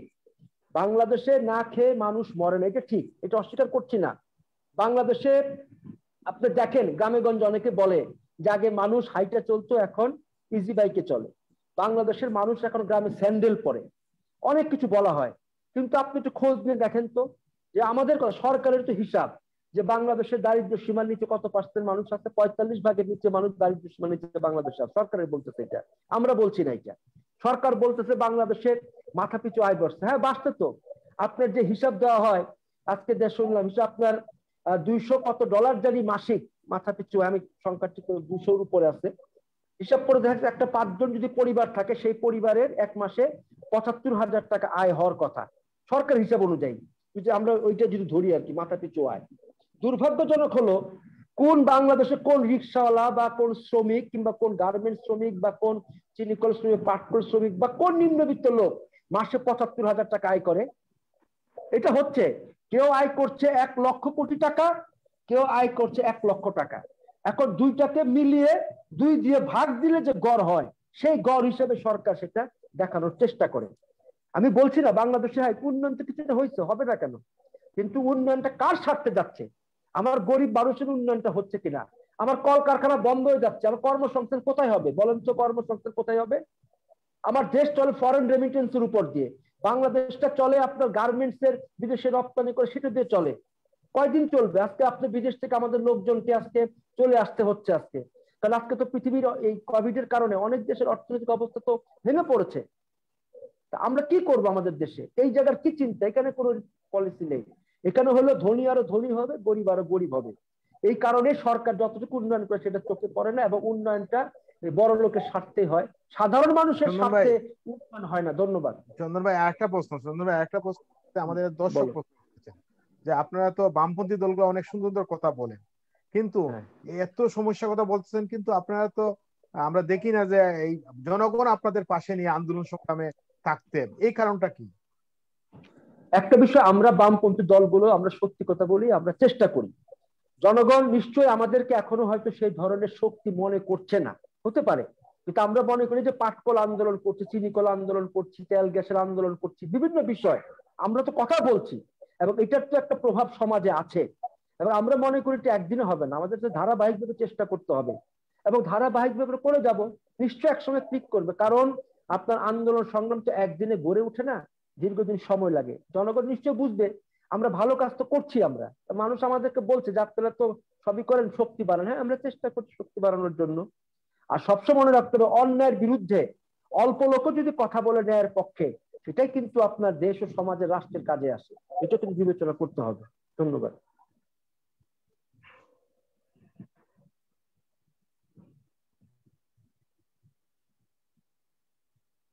ধন্যবাদ চন্দন ভাই, ধন্যবাদ জানাচ্ছি, কৃতজ্ঞতা জানাচ্ছি আপনার ব্যস্ত সময় আমাদের সময় দেওয়ার জন্য। আমি যাব, আমাদের সাথে আছেন আওয়ামী লীগ যুবলীগের কেন্দ্রীয় কমিটির প্রেসিডেন্ট সদস্য এবং সাবেক সাংসদ বঙ্গবন্ধু পার্কচক্রের সভাপতি। আজকে কাজী সাজ্জাদ চন্দন অনেক প্রশ্ন তুলছেন, কি বলবেন একজন সরকারি দলের নেতা হিসেবে, আওয়ামী লীগের একজন বলবো যে আওয়ামী লীগের তুকুর নেতা হিসাবে, যে আপনি সংসদে গত সংসদে অনেক কথা ধরেছিলেন, কি বলবেন? রূপকদা, চন্দনদা বলেছেন পুরাতন স্লোগান, আসলে তো চন্দনদার যেই পুরনো স্লোগান, এটা তো রাজনীতি করেছেন রাজপথে, সেই স্লোগান দিয়েছেন, বাংলাদেশের যে দুরবস্থা ছিল সেই দুরবস্থা কাটিয়ে কিন্তু বাংলাদেশ অনেক দূর চলে এসেছে। কিন্তু সেই স্লোগান যদিও চন্দন ভাই দিচ্ছেন এখনো, যে ধনী আরো ধনী, গরিব আরো গরিব হচ্ছে, এই যে স্লোগানটা, এই স্লোগানটা আসলে ওই জায়গাটায় নাই। আর থাকলে মানুষ এটাকে বিশ্বাস করলে আমাদের চন্দন ভাইদের সাথে অনেক লোক আজকে ভিড়ে যেত। আমি মনে করি যে এই যে প্রশ্নটা আপনি নিজে করলেন, এটি যেমন একটি কথা, পাশাপাশি আরেকটা কথা চন্দন ভাই বলছেন যে বিশেষ করে বিরাষ্ট্রীয়করণ নীতি যেটি সরকারের করেছেন, এই বাংলাদেশেই তো আমরা জানি, এই পাটকলের কথা জানি, চিনিকলের কথা জানি, আমরা বিশেষ করে বস্ত্রকল থেকে শুরু করে ট্রেন, বিমান, বাংলাদেশের এই সরকার পরিচালনা করতেছে, এখনো ধরে রাখছে এই প্রতিষ্ঠানগুলো। কিন্তু সরকার কত টাকা লস গুনতে হয়, কত টাকা ভর্তুকি দিতে হয় দিয়ে এই প্রতিষ্ঠানগুলো এর কারণটা যদি বলি, আপনি নিজে দেখেন যে আমাদের দেশে সিবিএ নামের একটি এই যে অ্যাপ্লিকেশন, সিবিএ করে করে করে করে এই প্রতিষ্ঠানগুলো এমন জায়গায় নিয়ে, বিশেষ করে সিবিএ নেতা যারা ছিল, দেখেন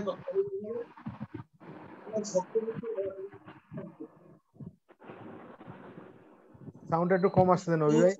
জি, যাই হোক, আমি যে কথাটি বলতে চাই, আসলে আমাদের দেশে এই শ্রমিক রাজনীতি, সিবিএর মতো প্রতিষ্ঠান, এরকম কারণে দেখা গেছে কি যে এখানে রাজনীতি যারা করে, মুষ্টিমেয় কিছু লোক, কিছু মানুষ সুযোগ সুবিধা ভোগ করে, সেখানে সরকারের বিরুদ্ধে আন্দোলন করার জন্য শ্রমিকদেরকে ঐক্যবদ্ধ করে দেখা গেছে কি যে এই প্রতিষ্ঠানগুলোকে যত গতিশীল করার কথা কাজের মধ্য দিয়ে সেই গতিশীল রাখে না। কেন রাখে না? এখানে কথায় কথায় আন্দোলন চলে আসে, কথায় কথায় কিন্তু আন্দোলন সংগ্রাম করে। এমন এখানে ভিতরে খবর নিয়ে দেখা গেছে যে পাট কলে, চিনি কলে যে ধরনের দুর্নীতি হয়, যে ধরনের অপকর্ম হয়, যে ধরনের লুটপাট হয়, এসব কারণে এই প্রতিষ্ঠানগুলো কিন্তু একেবারে জরাজীর্ণ হয়ে গেছে। এই প্রতিষ্ঠানগুলো লস দিতে দিতে প্রতিষ্ঠানগুলো আর থাকার কথা না। তখন সরকার বিভিন্ন রকমের পন্থা অবলম্বন করে প্রতিষ্ঠানগুলো ধরে রাখার চেষ্টা করে। সেই জায়গাটিতে হয়তো চন্দন ভাই বলেছেন যে সরকারের বিরাষ্ট্রীকরণ নীতি বা অন্যান্য কোন নীতির এটাকে রোধ করতে হবে, বন্ধ করতে হবে।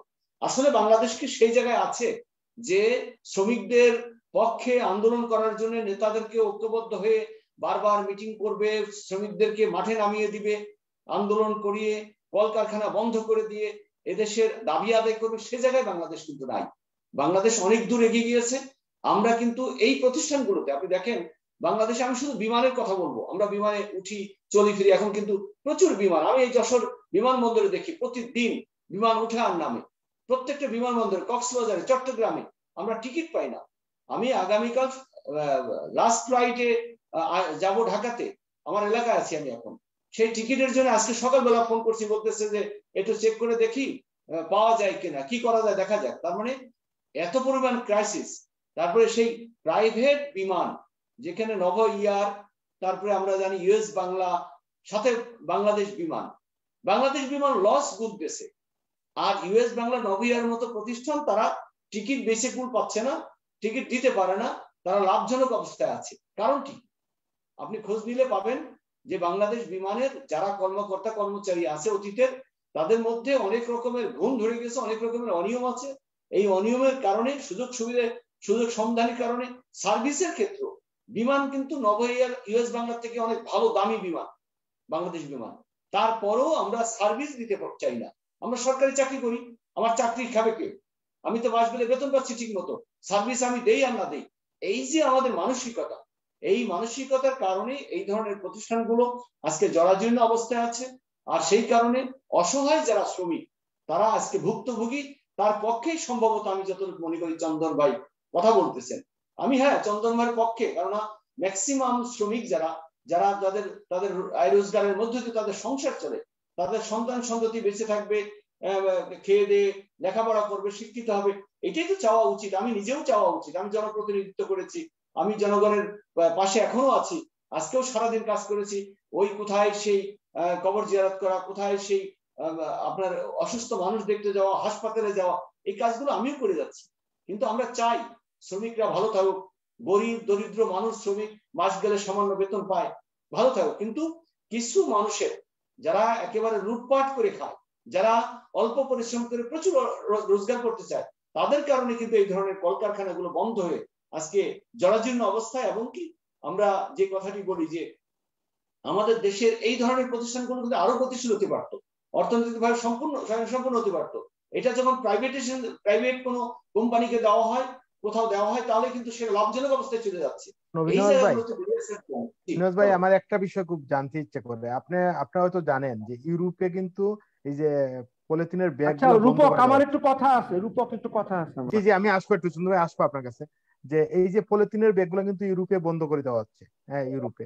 এবং আমরা অনেকেই মনে করছেন যে ইউরোপের মার্কেটটা কিন্তু ওই যে বাংলাদেশের যে পাট কল, সেদিকে কিন্তু একটা সম্ভাবনাময় জায়গা ছিল। সেই জায়গায় কিন্তু আমরা দেখতে পাচ্ছি যে এই মুহূর্তে যে বিশেষ করে পাট কলগুলো বন্ধ করে দেওয়া হয়েছে। কিন্তু একটা বিষয়, আদমজি জুট মিল যখন বন্ধ করা হয়েছিল তখন কিন্তু আপনি আওয়ামী লীগও আন্দোলন করেছিলেন। তাহলে বিএনপি এবং আওয়ামী লীগের পার্থক্যটা কোথায়, যে একটু বলেন প্লিজ। আমি রূপকদা বলি, চন্দন ভাই আপনার আগে আমি একটু বলে দিচ্ছি কথাটা, কিন্তু ভালো একটা কথা রূপকদা বলছেন যে এই পাটকল গুলোকে গতিশীল করলে আপনার পলিথিনের যে কাঁচামাল যেটি বিদেশ থেকে আমদানি করে আমরা পলিথিন বিক্রি করি, এটি চমৎকার একটি বিষয়। কারণটি হলো কি, আমি পরিবেশ বন মন্ত্রণালয়ের স্থায়ী কমিটির সদস্য ছিলাম। আমাদের সাব কমিটি করে আমাদেরকে দায়িত্ব দেওয়া হতো আমরা যাতে এই পলিথিনের এই ইন্ডাস্ট্রি গুলো বন্ধ করি, এই পরিবেশ দূষণকারী প্রতিষ্ঠানগুলো বন্ধ করি। তার জন্য আমি অনেক মাঠ পর্যায়ে কাজ করেছি, আমি দেখেছি। মূল বিষয়টি হচ্ছে কি রূপকদা, আপনি জানেন যে পাট প্রতিমন্ত্রী ছিলেন মির্জা আজম। আমি দেখেছি উনি অনেকগুলো বিষয় গবেষণা করে আবিষ্কার করেছিলেন। বিশেষ করে ব্যাগ থেকে শুরু করে আমরা সংসদে যে ফাইলগুলো ব্যবহার করতাম, সেই ফাইলগুলো ব্যবহার করার ক্ষেত্রে পাট ব্যবহার করে এটা করার চেষ্টা করা হয়েছিল। কিন্তু আমরা বাঙালিরা যারা, আমাদের বয়স কত বছর, 50 বছর না দাদা, আমাদের এই 50 বছরের মধ্যে অনেক তরাই উতরাই আমরা কাজ করতে পেরেছি। আমরা বাংলাদেশকে নিয়ে গবেষণা করে এই যে আমাদের পাটের মতো একটা 5 বছর হয়তো গবেষণা করে ভালো কিছু আবিষ্কার করেছিলাম, আমি নিজ চোখে দেখেছি, কিন্তু আমাদের মানসিকতা কিন্তু অনেক হীন। 50 বছর আমাদের মানসিকতার কোনো ডেভেলপমেন্ট হয়নি আমাদের দেশে। আমরা যারা দেশকে ভালোবাসি, এই ভালোবাসার সাথে সাথে কিন্তু বাংলাদেশকে পিছিয়ে দেওয়ার জন্য অনেক গোষ্ঠী জাতি আছে। অর্থনৈতিকভাবে স্বয়ংসম্পূর্ণ হতে হবে, অর্থশালী হতে হবে, প্রচুর টাকার মালিক হতে হবে। এই আপনি মনে করেন যে কাঁচামাল আমদানি করে দেশে পলিথিন বিক্রি করলে এখানে প্রচুর লাভ করা যায়, এই কাজ করার চেষ্টা করেছি। আমরা কি চিন্তা করেছি এদেশের পরিবেশ রক্ষা করে আমাদের দেশের এই পাটের মতো একটি পণ্যকে আমরা এদেশে আরো বেশি চাহিদা সম্পন্ন করে এদেশে আগামী দিনের ভবিষ্যৎকে আমরা রক্ষা করব? এই চিন্তা কিন্তু খুব কম মানুষ করে। এই অল্প, আপনি ইউরোপের কথা বলছেন তো, তাদের মানসিকতার অনেক পরিবর্তন হয়েছে। আপনি দেখেন, আমি আজকেও কোনো একটা জায়গায় বক্তব্য বলেছি যে মাননীয় প্রধানমন্ত্রী শেখ হাসিনা বাংলাদেশকে উন্নত করার জন্য উনি অট্টালিকা করবে, পিচ রাস্তা করবে। আমি 117 কোটি টাকার একটা রাস্তা করে দিয়েছি আমার এলাকায়, সেই রাস্তার কথা বললাম। উনি রাস্তা করবে, কিন্তু আপনাদের মানসিকতার ভিতরে পরিবর্তন আনবেন না, ব্যবহারের পরিবর্তন আনবেন না, আপনার উন্নত জাতি হবেন না মানসিকতায়, কথাবার্তায়, চলন বলনে, তাহলে এটা কি উন্নত দেশ হবে? তা আমি মনে করি যেটি নৈনাদ ভাই ওই জায়গায় থাকেন, আপনি আবার আসবো আপনার কাছে। একটু চন্দ্র ভাই একটু কথা বলতে যাচ্ছিলেন, চন্দ্র ভাই আপনি একটু বলেন প্লিজ। আচ্ছা, প্রথমত আমি নবী ভাইয়ের কথাগুলো শুনলাম, ভালোই বলেছেন উনি। এখানে আপনার এই যে পাটকল বিষয় যে কতগুলো বা বিভিন্ন কলকারখানার বিষয় যেটা আসছে, আমাদের দেশে আপনার 25টা পাটকল বন্ধ হলো।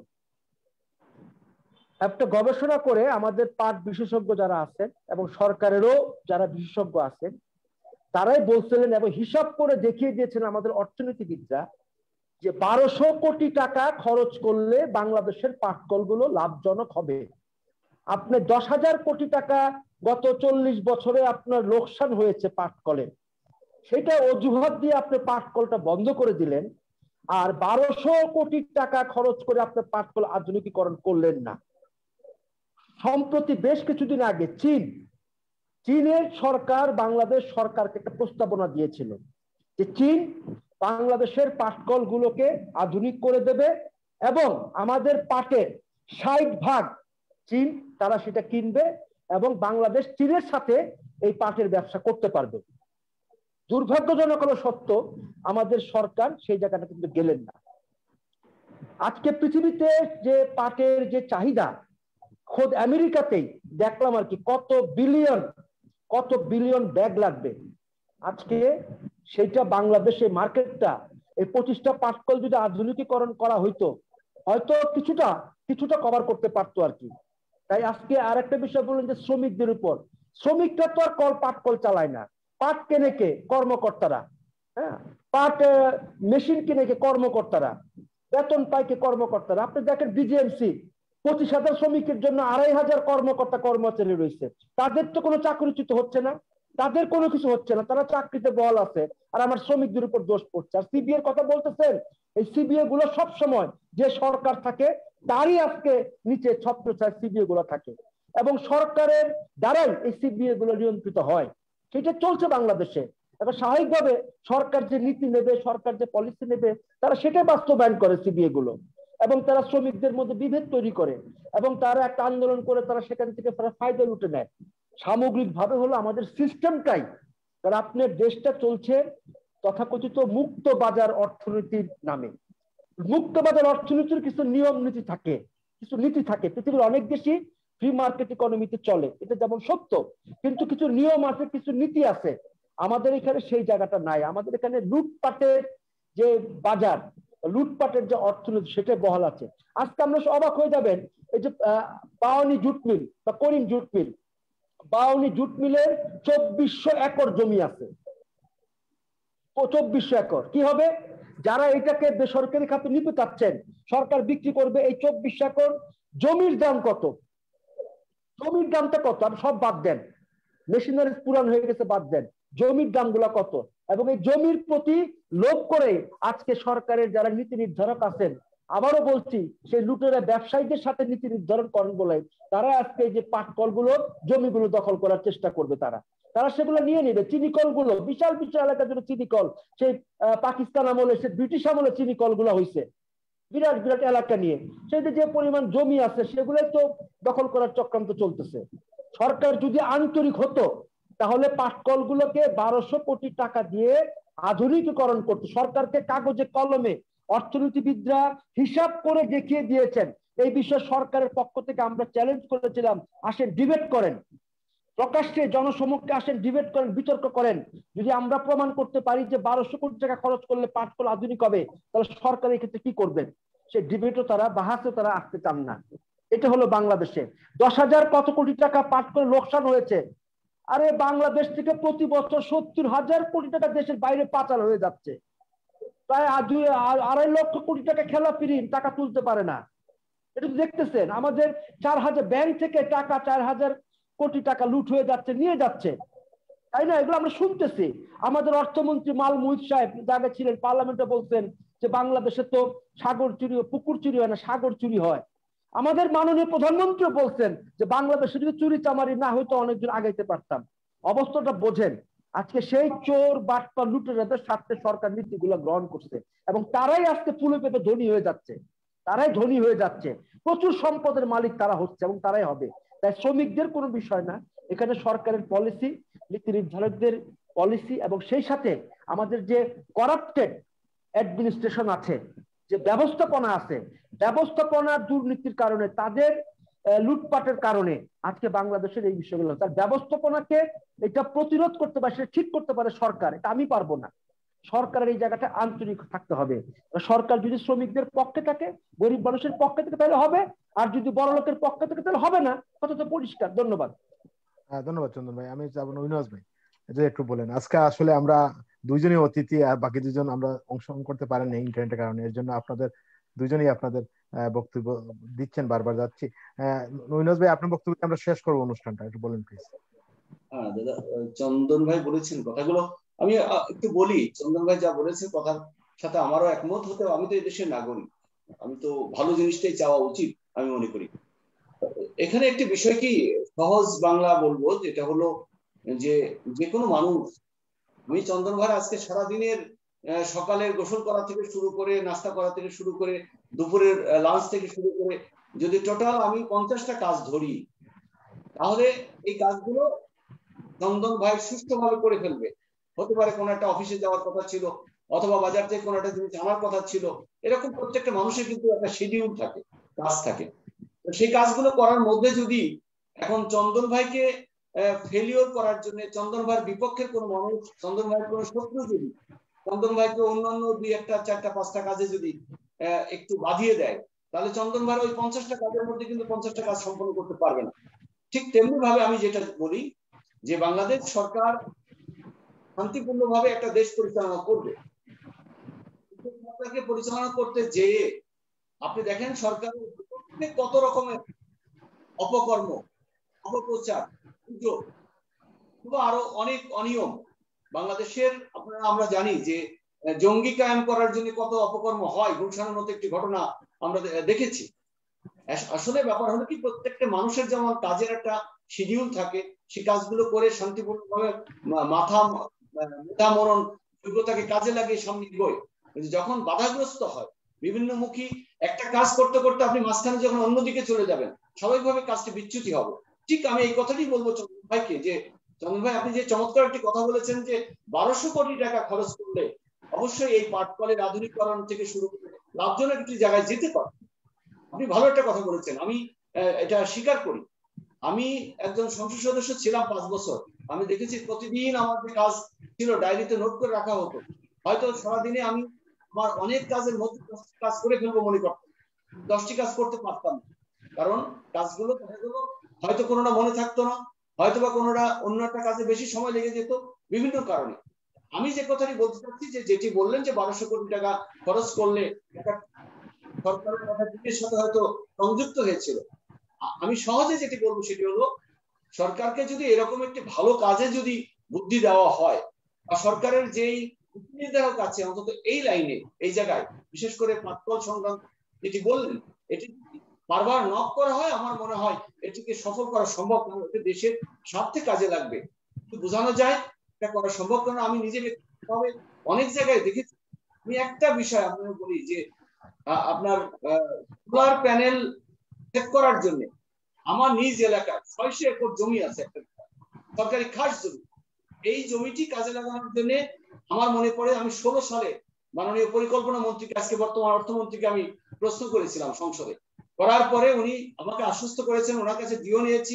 সেই ডিও নিয়ে যে আমি বিদ্যুৎ প্রতিমন্ত্রীকে দিয়েছি যে সোলার প্যানেলের মাধ্যমে বাংলাদেশে আমার এখানে 150 মেগাওয়াট বিদ্যুৎ উৎপাদন করা সম্ভব। আমি এটি নিয়ে 1-1.5 বছর ঘোরার পরে দেখতে পেলাম জমিটি দেওয়ার ক্ষেত্রে, সরকারি জমি দেওয়ার ক্ষেত্রে বিভিন্ন রকমের বাধা রয়েছে, বিভিন্ন রকমের আইন রয়েছে। ওই আইনগুলো না ছড়ানো পর্যন্ত কোনো কারণেই এখানে সরকারি মানে বেসরকারি একটি প্রতিষ্ঠান চায়না থেকে আসছে, তারা বিনিয়োগ করতে চায়, হাজার হাজার কোটি টাকা বিনিয়োগ করতে, তারা সরকারের যতটুকু লাগবে তারপরে বাকিটা বিক্রি করবে। সেই সুযোগ কাজে লাগানো সম্ভব হয়নি। আমি প্রায় 3 বছর চেষ্টা করেছিলাম। মূল বিষয়টি হচ্ছে আমাদের দেশের আইন কানুনের মধ্যে, নির্ধারণের নীতিমালার মধ্যে জটিলতা আছে। এই জটিলতাগুলো কাটিয়ে উঠে কোন সরকার কাজ করতে অনেক রকমের বাধাগ্রস্ত হচ্ছে। আমার মনে হয় আপনি যে কথাটি বললেন, এটি যদি একাধিকবার সরকারের নির্ধারণী মহলে যদি জানানো হয়, বোঝানো হয়, বোঝাতে পারেন, আমার কাছে কেন জানি মনে হয় সরকার ভালো কাজগুলো করতে চায়। সরকারের মধ্যে অনেকেই আছে ভালো কাজ করতে চায়, এটা আপনারাও বুঝতে পারবেন। হ্যাঁ, এর মাঝখান থেকে কিছু ব্যবসায়ী মহল, কিছু নীতি ভ্রষ্ট কিছু মানুষ যারা ব্যবসা করে মানে সরকারকে জলাঞ্জলি দিয়ে অর্থনৈতিকভাবে লাভবান হচ্ছে, এরকম কিছু মানুষ আছে। তাদের থেকে আমাদের একটু সাবধানে যদি একটি আমরা এই ধরনের উদ্যোগ নেই, তাহলে আমাদের এই ধরনের সম্পদ রক্ষা করা যেমন সম্ভব, সরকারকে টিকিয়ে রেখে বাংলাদেশের অর্থনীতিকে গতিশীল করে এই বাংলাদেশের সামনে এগিয়ে নিয়ে যাওয়া সম্ভব। বাংলাদেশ উন্নত বাংলাদেশ আমরা সবাই চাই। যারা দেশের বাইরে আছেন তারাও চান যে কান্ট্রিতে আমাদের বাঙালিরা চলে গেছে, বাংলাদেশ যদি ওই ধরনের অর্থনৈতিক ভাবে সম্পূর্ণ হয়, তারাও কিন্তু বাংলাদেশ চায়, এটি চায়। সেজন্য আমি আপনাদের যে টিম আছে, যে টিমের কথা আপনি বললেন, সেই টিমটিকে কাজে লাগিয়ে অবশ্যই এরকম একটি কাজ করা যেতে পারে। সরকারের নীতি নির্ধারণ একটু আবারও ভূমিকা রাখেন, এটি সহজসাধ্য হতে পারে। আমরা চাই ভালো ভালো কাজ হোক, সরকারও চাই ভালো ভালো কাজ হোক। আমরা যারা আছি, আমি মনে করি 80% মানুষ চায়, 20-10% মানুষ যেতেই পারে, লাভবান হতে চায়, বেশি বেশি অর্থশালী হতে চায়, প্রচুর সরকারের অর্থ তছরূপ করে নিজে লাভবান হতে চায়, এটা থাকতেই পারে। এদেশে অতীতে দেখেছেন, এখনো আছে, থাকতে পারে। তার মধ্য দিয়ে আমি মনে করি ভালো কাজগুলো করার ক্ষেত্রে আপনাদের মধ্যে যারা একটু মেধা সম্পন্ন মানুষ, যারা বাংলাদেশকে ভালোবাসেন বা বাংলাদেশের ভালো দিকগুলো দেখেন, তারা এগিয়ে আসতে পারেন। এটা যোগাযোগ করে মনে হয় এই কাজটাকে করে আমাদের এই সম্পর্ক রক্ষার জন্য ভূমিকা রাখতে পারেন। ধন্যবাদ জানাচ্ছি নবীনাজ ভাই, কৃতজ্ঞতা জানাচ্ছি, ধন্যবাদ জানাচ্ছি আমাদের চন্দন ভাইকে, কৃতজ্ঞতা জানাচ্ছি আপনাদের ব্যস্ত আমাদের সময় দেওয়ার জন্য। আমি একটু জানিতে চাই, আগামীকাল আমাদের প্রবাসী প্রতিষ্ঠা বার্ষিকী, আমাদের প্রতিষ্ঠা বার্ষিকী বাংলাদেশ সময় সন্ধ্যা 7টা থেকে আমাদের অনুষ্ঠান শুরু করবেন। আমাদের মাননীয় কয়েকজন মন্ত্রী মহোদয় থাকবেন। আমাদের আশা করতেছি আমাদের সাংসদরা, বিশেষ করে আমাদের প্রবাসী প্রতিদিন আমরা একজন সাংসদকে রাখি, তো সাংসদরাও থাকবেন, বিভিন্ন রাজনৈতিক দলের নেতৃত্ব আছেন ওনারা থাকবেন, এবং আমাদের সাংস্কৃতিক অঙ্গনে যারা আছেন অভিনেতা অভিনেত্রী এবং বিভিন্ন শিল্পীরা অনুষ্ঠানে থাকবেন। তো আমি আগামীকালকে অনুষ্ঠানে আপনাদের বাংলাদেশ 7টা আমাদের 1টা থেকে শুরু হবে এবং বাংলা সময় রাত 11টা পর্যন্ত চলবে। সেই অনুষ্ঠানে আপনারা দেখার আমার আমন্ত্রণ রইল।